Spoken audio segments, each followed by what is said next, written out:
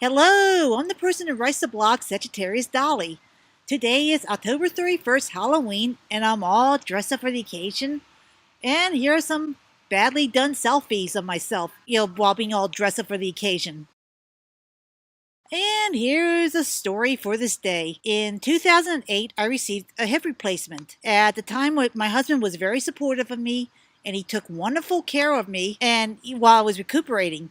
He even took advantage of his workplace generous leave policy so he could be my caregiver. It took me nearly a year before I got my strength back so I could walk again. In February 2011, I fell twice in 1 week. The result was that those two falls knocked my hip replacement entirely out of alignment.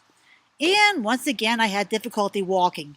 Ugh. I had to undergo another surgery called hip revision. My husband was wonderful in that he made all the preparations for my surgery so I didn't have to worry about anything. My hip revision surgery was scheduled for September 8th, 2011. The day before the surgery, I decided to have some fun. So I packed my walker and I drove to the Tyson's Corners Mall in Virginia. I walked around the upscale mall for a bit while I was taking in all the sights, and I even stopped off at this doll store called American Girl Place. You can guess it's the kind of dolls that they sell. That store had a line of historical dolls where they had corresponding books and they were supposed to reflect a certain era in American history. I found this doll that was supposed to represent the 1970s, which was an era that I know all about firsthand. This doll wore an outfit that was similar to what I once wore, complete with a peasant blouse that had floral embroidery around the collar. My mother once made a similar shirt using a pattern when I was a kid. I thought the doll was totally cute and attractive. There were a series of 6 books about the 1970s that corresponded to this doll, so I figured, what the hell, and I bought the doll and the books. Even though I had surgery the following day, our finances were pretty good, so being able to afford that purchase was never an issue. We weren't on welfare or anything like that. So I underwent the hip revision, and my husband took 2 weeks leave from his job to take care of me, and everything seemed fine. He never complained about being unhappy with the marriage, and I felt happy on my end. I went through a lot of physical therapy while I spent some downtime reading those books I purchased at Tyson's Corner the day before my surgery, while looking at that funky 1970s doll. 3 months after the surgery on Christmas Day, my husband cooked this wonderful meal for me, and he also drove us around the neighborhood while we were gawking at the over-decorated houses. Things were fine for the first 2 days after Christmas. By the third evening, my husband came home from his job and said he was moving out, and he threw 2 notes my way, then bolted out the door before I had a chance to say anything else. One was a note that was a timetable for a separation that would ultimately lead to a divorce, and the other note was one that was titled Why? And it was essentially said that he had to leave and it was all my fault. And the one thing he cited was this. Okay, here's a brief excerpt from this note. Oh God, he's got horrible handwriting. What I once tolerated has become unacceptable. The day before surgery, bringing in a pile of shopping after I spent a lot of time clearing barely adequate space for you to avoid trip hazards. Yeah, pile of shopping, it was a doll and 6 books. And this is how thin, it was a paperback book, this is how thin each book was. And the doll in question, she's 18 inches tall. She wasn't a life-size mannequin or anything like that. Yeah, he pretty much cited that, that shopping that I did the day before. And of course I managed to internalize it for a while because I thought, I did something horrible to make, this guy was the love of my life, and I thought, he was my college sweetheart. He took wonderful care of me while I was recovering from surgery. So yeah, I was like horrified that I might, that I somehow did something that made him, that I somehow drove him away from home. In the early days, I reached out to him numerous times because I wasn't about to sacrifice a marriage for a doll and 6 thin paperback books. I offered for the 2 of us to undergo marriage counseling, and he refused. He also refused to answer many of my voicemails, emails, and texts. He contacted me only when he wanted me to help him with separating our finances. completely. And he had this schedule that existed only in his head, and if I balked, he would threaten to sue me. He even taken my therapist's advice to ask him to treat me with respect just didn't even work. I mean, he just totally ignored it. He just wanted me to, it was almost like he was barking orders at me and I had to obey him. It seemed like overnight he morphed from this sweet, easygoing, good guy who had a lot of integrity into this monster who refused to communicate with me unless it was to separate our finances. And he was giving me orders and from far away, and he wanted me to do things his way or else he was going to sue me. I mean, he was just, it was like I just didn't know what got into him. In the meantime, I came across this book by Vicky Stark called Runaway Husbands, and it had all kinds of practical advice on what to do, and there were also sections on what other people in the similar situation can expect regarding their spouses. Basically, if you have a spouse who runs away from home without ever indicating that he or she is a slight bit, at least bit unhappy, that means it's just going to end up in divorce. A month after my husband left me, I found out through friends that he was openly dating a woman who volunteered 2 nights a week at this nonprofit cooperative coffee house where my husband and I were both regulars at, and she was also a friend of mine as well, or so I thought. In addition, they saw him taking her to that same nonprofit cooperative coffee house on dates within a week or two after he ran away from home. I mean, yeah, it was like that soon. At first, I didn't believe my friends because I considered that other woman to be a friend of mine, and I also knew that she has had severe mental health issues, and I know that she had just been approved for getting disability just a month or two before my husband left. And she didn't just have a simple case of the blues. I mean, I'm talking about out and out serious depression, so bad that if it weren't for treatment, she probably would be dead. But then soon after what my other friends told me about what happened with my husband, I started seeing the two of them together in public, and he was always holding her hand as he led the way somewhere else. And of course, whenever he saw me, they just walked in the opposite direction. My husband even made things worse for me the following Christmas when he sent an email message dated December 24th.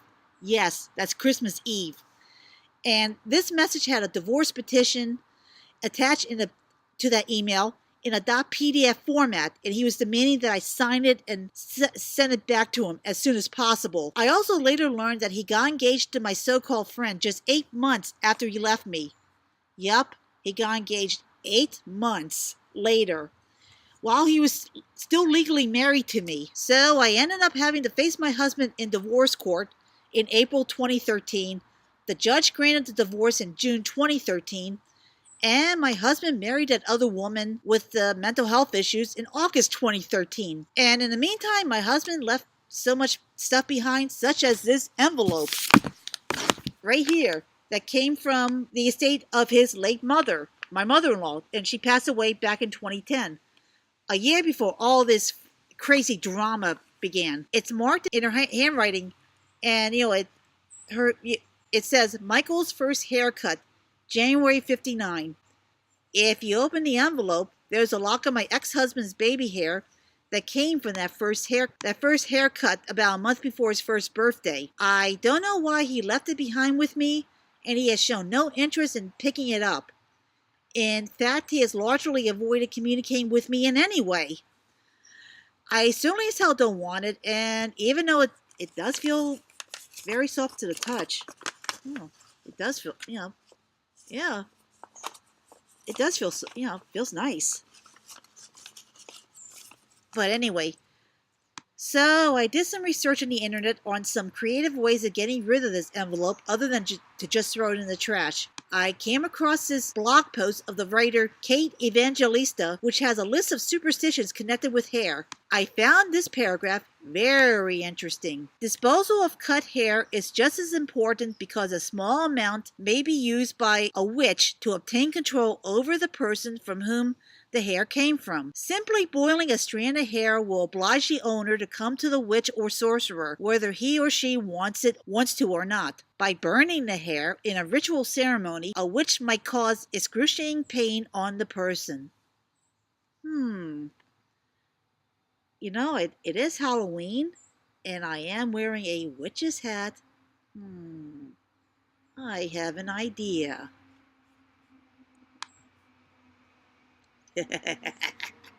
Okay, well, I use the compass app on my smartphone, and this is north. And in order to be able to tell, what's north, I just decided to plop the Julie doll just near the north candle. It's kind of appropriate because my husband had cited my purchase of his doll as the reason why he had to leave and start dating the other woman and then marry her. It's kind of fitting in a way that, she's just going to sit there far away from the candles and just be a silent witness to what I'm about to do. Okay, I got the everything all set up. I placed the candles according to the compass app on my smartphone. And, well, let me give you some background. I know about these kinds of rituals because I've been attending a Unitarian Universalist congregation for a number of years. And a few times a year they do have like special services where they do a similar kind of ritual, a pagan style ritual, where they light candles and things like that. And in fact, in the Unitarian Universalist denomination, there is a subgroup called CUPS, which stands for Covenant of Unitarian Universalist Pagans. They do like pagan rituals on a regular basis. And for those of you who are wondering about, UUism itself, basically it's a faith that has no creed or dogma. And there's a general belief that there's like many different, each individual has his or her own path to spirituality and enlightenment. So anyway, I got this all set up and time to get started.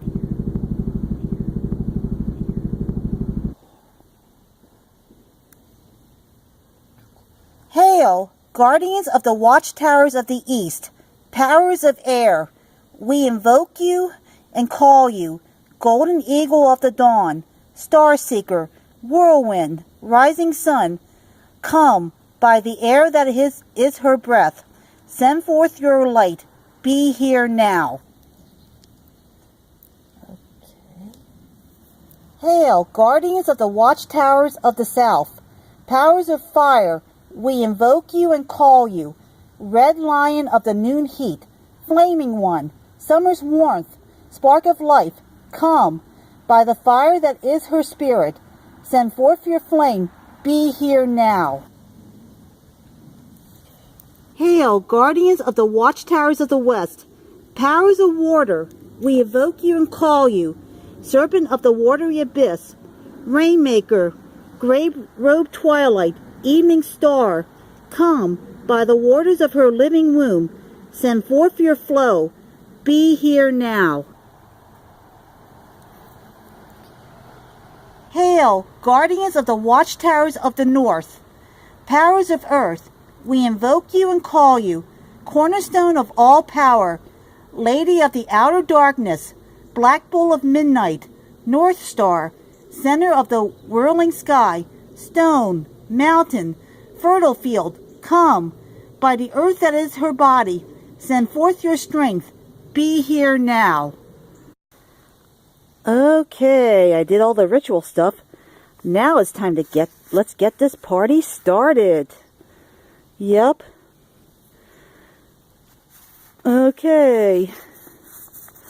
Time to burn my ex-husband's lock of baby hair. Woohoo.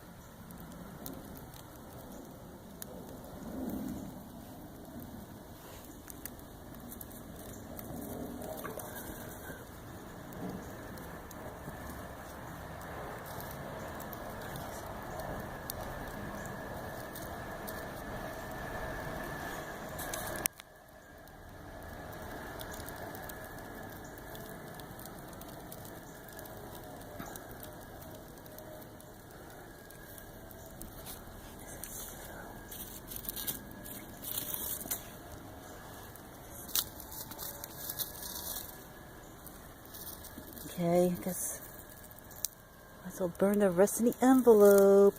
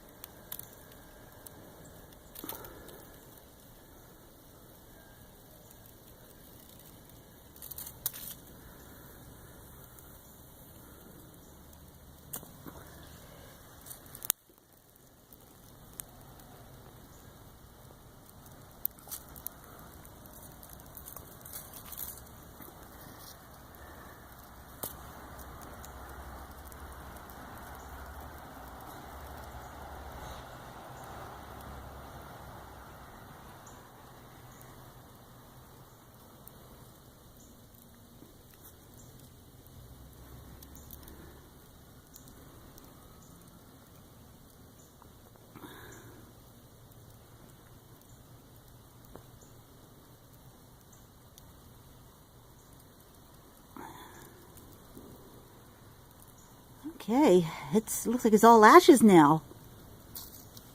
But I might as well pour water on it just to be safe.